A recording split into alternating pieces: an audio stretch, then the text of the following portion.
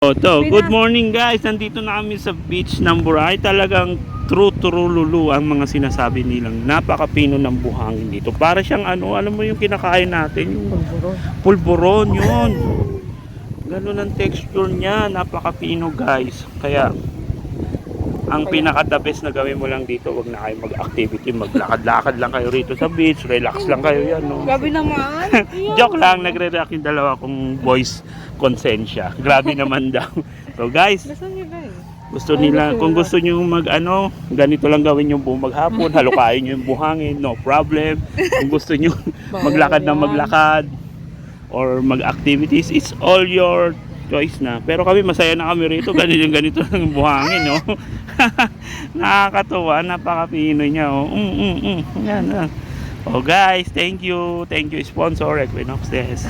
We love you, ride safe always. Thank you for watching. Follow, share and share my YouTube channel, Jerry Rider, Equinox Motor.